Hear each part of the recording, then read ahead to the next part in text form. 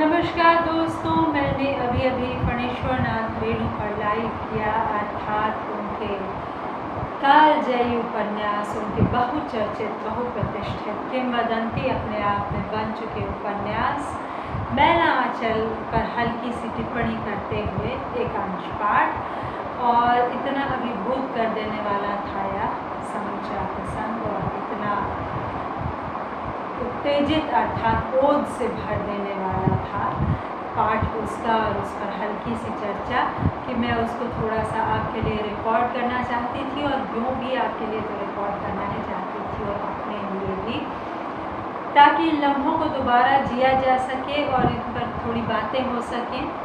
मैं आपकी टिप्पणी का इंतज़ार करूंगी। मैं दो चार बातें रेणु की भाषा पर कहना चाहती हूँ। मैंने इस उपन्यास को बहुत पहले पढ़ा था।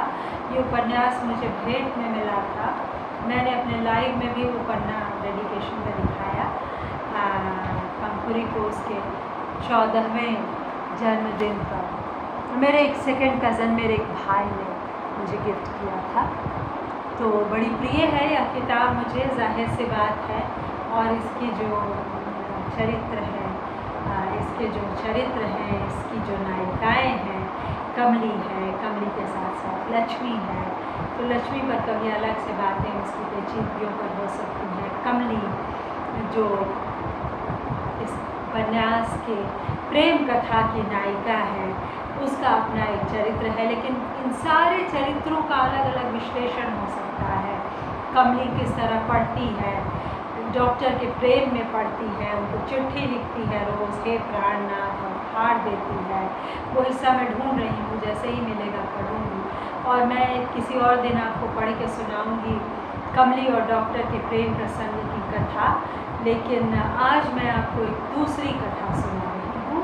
और ये कथा है, यहाँ से शुरू होती है कि डॉक्टर नज़रबंद है, जेल में है, और आगे चल के ये कथा इतने रूप लेती है, उससे जिरा करने लोग आते हैं, चरित्र कर्मकार कौन है, और इसी माध्यम से यहाँ रेणु का शिल्प देख सकते हैं। इसी माध्यम से पूरा चरित्र चित्रण होता है चरित्र कर्मकार का, कि बच्चे रात में डरते हैं या नहीं डरते, सोते नहीं हैं, तो माएँ उनको ये कहकर सुलाती हैं कि बेटा सो जाओ, चरित्र कर्मकार घोड़े पर आ जाएगा। चरित्र कर्मकार के सिर पर इनाम है, चरित्र कर्मकार के सिर पर फिरौती है, चरित्र कर्मकार गायब है। चरित्र कर्मकार अचानक एक दिन एक अजनबी की तरह मिल जाता है कलेक्टर साहब को, जो नाव उल्टी है उसको देखने गए हैं वहाँ, और उनको अचानक वो फंस जाते हैं नदी के उफान में। तो एक व्यक्ति आता है और उनसे कहता है कि क्या बात है कलेक्टर बाबू, हम पार करवा देते हैं, और उनको मोटर से उतरने की ज़रूरत नहीं, उनके मोटर समेत एक पहिए को उठाकर और चरित्र कर्मकार नदी पार कर देता है। तो इस तरह का एक रॉबिन हुड टाइप का चरित्र, जो एडमिनिस्ट्रेटर को भी जान बख्श देता है ही नहीं, बचाता है।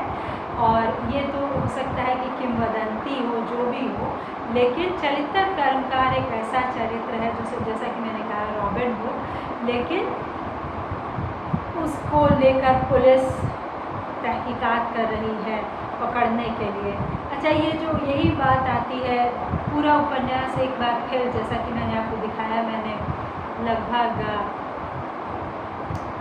हाई स्कूल में 7वीं 8वीं 9वीं क्लास में पढ़ा, और उसके बाद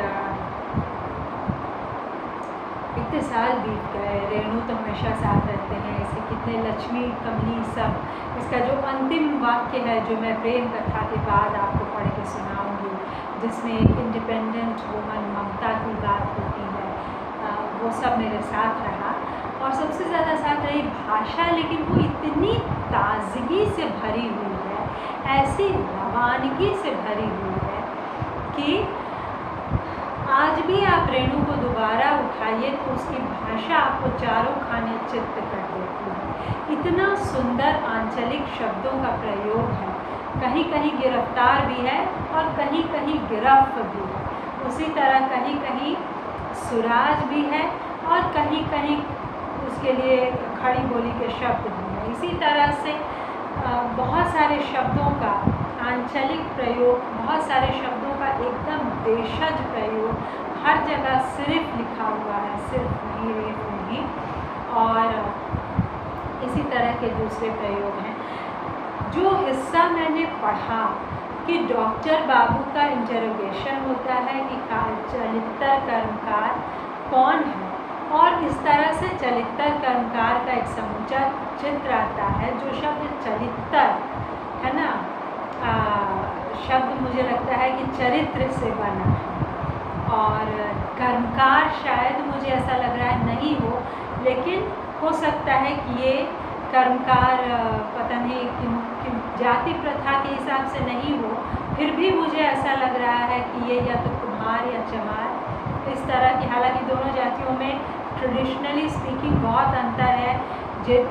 जाति की रेणु की समझ प्रगाढ़ है, उनकी व्याख्या उसकी विकट है। जिस तरह से लोगों के मनों में बसी हुई जातियों को उन्होंने खंगाला है, रेणु की दृष्टि क्रांतिकारी है, और उसके साथ अपनी क्रांतिकारी दृष्टि के साथ उन्होंने संकीर्ण दृष्टियों को जो पेश किया है जिस तरह, अद्भुत है। अर्थात एक गांव स्वतंत्रता संग्राम के समय का, उसमें पोस्टेड एक डॉक्टर, उसकी प्रेम कथा जो कि उपन्यास में एक बहुत रोमांटिक उपस्थिति रखती है, और मैं उसको अलग से आपको कभी पढ़ के सुनाऊंगी। लेकिन फ़िलहाल डॉक्टर से लोग पूछने आते हैं, डॉक्टर बैठा सोच रहा है कि जब वो लोग चले जाते हैं तब कि वह यहाँ से छूट कर कहाँ जाएगा, और कहता है कि अस्पताल का यह सेल अच्छा ही हुआ, इत्यादि इत्यादि। बेसिकली वह जेल में है, अस्पताल के एक सेल में है, जहाँ तमाम जेलर साहब से लेके तमाम लोग उसको इंटरोगेट करते हैं, पता नहीं क्या क्या करते हैं, ये पता नहीं क्या क्या, ऐसे मतलब है 3rd डिग्री टॉर्चर नहीं, लेकिन ऐसे ऐसे लोगों के बारे में पूछते हैं जिनके बारे में वह नहीं जानता है, उसका कोई वास्ता नहीं है इस समूचे इससे। वह बस एक बहुत खुले दिमाग का डॉक्टर है। और बाकी मैं आगे टिप्पणी करूंगी कि स्वतंत्रता संग्राम से उसके जुड़ाव के क्या पहलू हैं, क्या आयाम है, वगैरह वगैरह। लेकिन ये ज़रूर है कि वह सजग है, सचेत है, गांव वालों का भला चाहता है, और ऐसे समय में ऐसा करने के लिए अगर वह प्रशासन पर भी उंगली उठाता है तो निश्चय ही वह संदेह के घेरे में है, वह एक लड़की के प्रेम में है, वह हिस्सा मैं आगे के लिए बचा कर रखूँगी। वह गांव के उपेक्षितों के साथ जाकर बैठता है, घंटों बातें करता है। तो ऐसे क्रांतिकारी डॉक्टर से चलित्र कर्मकार, जो अपने आप में एक तंत्र कथा है, एक क्रांतिकारी है, उसकी पूछताछ हो रही है, और इन सब के ऊपर हावी हो जाता है कि जेल में है वासुदेव और तमाम लोग, और कालीचरण की कथा सामने आती है। कालीचरण जेल तोड़कर भागता है, अपने पार्टी के ऑफिस, पूरा प्रकरण है जेल का और सब कुछ का। कालीचरण किस तरह सोचता है, हाँ वह भागेगा, अब कोई उपाय नहीं, वह भागेगा। किस तरह उसने खैनी बांधी है, किस तरह वह 2 लोगों के कंधे का सहारा लेकर जेल की दीवार भागता है, किस तरह घंटी बजती है, गोली चलती है, अद्भुत वर्णन है। किस तरह गोली वाले लोग उसका पीछा करते हैं, और उसकी पार्टी के दफ्तर के सामने कहीं उसके जांघ में उसको लगता है कि जंगल का कोई कांटा फंसा, लेकिन नहीं, चमड़ी उधड़ गई है, खून बंद नहीं हो रहा, मांस का बखड़ा लटक गया है, उसको गोली लगती है। तो दोस्तों एक अद्भुत वर्णन है। और जब वह वहाँ पहुँचता है, जैसा कि कोर्ट की पेशी के दिन हुआ था, वह जब सेक्रेटरी से मिला और उसने कहा कुछ स्वराज की जय या भारत माता की जय, हिंद जय हिंद, तो सेक्रेटरी ने कान घुमा लिया, घर मुड़ गए, और सिपाही ने उसको मारा 2 डंडा कस के कि बिना हंटर खाए साला ससुरा मानेगा नहीं, और इस तरह से। और वही सेक्रेटरी निकल कर उस पर गरजता है कि चले जाओ नहीं तो। और जो एक दूसरा आदमी ज़्यादा हमदर्दी रखता है वो कहता है हल्ला काहे कर रहे हैं, लेकिन कोई उसको शर्म नहीं देता, उसके पैर काम नहीं कर रहे हैं। आगे सुनिए आगे क्या होता है। भाग भाग मिलिट्री मिलिट्री, ये चैप्टर 18 है रेणु के कालजयी उपन्यास, बहुचर्चित उपन्यास। मैं लालचंद से। अरे बाप, लाल पगड़ी वाला पुलिस नहीं है, एकदम गोरखा मिलिट्री। सुनते हैं गोरा मिलिट्री से भी ज़्यादा चांस वाला होता है गोरखा। मारने लगता तो मारते मारते जान से ही मार देगा। हसलगंज हाट पर कटिहार वाले बाबू साहेब की कचहरी पर सुबह से ही आकर खड़ी है 2 मोटर गाड़ी ठसम ठस। मोहर लड़ची बोले कि गांव में रौन देने आया है। रात में कौन देगा? गोरखा मिलिट्री।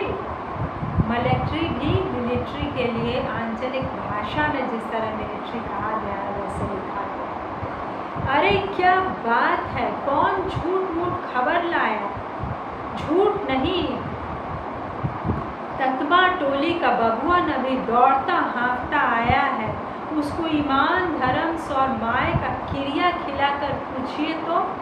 ऐ सुनो, मोटर गाड़ी की आवाज़ हुई ना? हाँ, पछियारी टोला के पास आ रही है मोटर गाड़ी। भागो, एकदम लाल अड़हुल रंग की मोटर गाड़ी आ रही है। अड़हुल यानी उड़हुल यानी हिबिस्कस फ्लावर। भागो, किधर? मोटर गाड़ी तो आ गई। भर फेंक भर मिलिट्री लॉरी लीक छोड़कर बेलीक ही अड्डा खाई आल गोड़ा टपते तहसीलदार साहब के दरवाजे की ओर जाती। कौन? सुमित्र दास बेटा? हिस, चुप।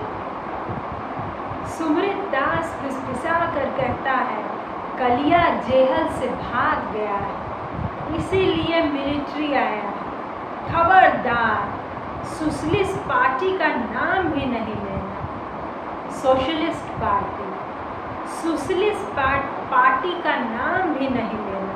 पूछे तो कहना हम लोग कांग्रेस में हैं। कालीचरण से कोई रिश्ता मत बताना, समझे? लाल झंडा जिसके घर से निकलेगा तुरंत गिरफ्त हो जाएगा। सुमित दास बेतार की देह में इस बुढ़ारी में भी कितना तेज, पुराना पानी पिया हुआ बुढ़ा। कलिया तो अपने साथ अपने घर गरामत पर पड़ोसिया और गांव समाज सबको ले डूबना चाहता है। क्या है लाल सालू? खबरदार, झंडा और सालू में क्या फर्क है? फाहरम पर्चा सब जलाओ। फाहरम यानी फॉर्म। रेणु की भाषा पर एक घंटे बोला जा सकता है, अद्भुत भाषा है। सब फंसे। खबरदार, कलिया घस कंतुक वाचक हो गया। सोशलिस्ट पार्टी और कालीचरण का नाम हरगिज नहीं। अच्छा लक्षण लगता है, समूचे गांव को कुरूप करेगा। कौन? कालीचरण की अंधी माँ हुक्का पीना बंद कर पूछती है, कौन भाग गया? सरस्वतिया, परमेश्वरी, ताराबत्ती, अरे कौन भाग गया रे बेटी? अरे कौन? तुम्हारे कुलबोरन बेटा कालीचरण के चलते आज सारा गांव बन्हा रहा है। बन्हा रहा है मतलब बंधा रहा है। भाग भाग मिलिट्री। गुरखा सिपाहियों ने कालीचरण के घर को चारों ओर से घेर लिया है। एमपी साहब कालीचरण की बूढ़ी माँ से पूछते हैं, अंधी है या ढोंग करती है? सुन बुड्ढी, तेरा कलिया जेल से भाग गया है। अब रोना गाना छोड़कर सीधे सीधे बता कि वह यहाँ आया है या नहीं। मेरा बेटा वह डकैत नहीं है दरोगा बाबू, दुश्मन लगा हुआ है, उसके पीछे हजूर जाने सूरज भगवान। बिहार में सूर्य को पूछते हैं। ठीक ठीक बताओ, उसके साथ और कौन कौन? उसके संगी साथी का नाम बताओ। वह अपने संगी साथियों के सामने जाकर कहता है कि जिस रात डकैती हुई वह पार्टी ऑफिस में था, लेकिन कोई सुनने को तैयार नहीं। ये क्यों कह रहे हैं कि ये मत कहना कि सोशलिस्ट पार्टी, कहना सब हम कांग्रेस में। ये क्यों हो रहा है?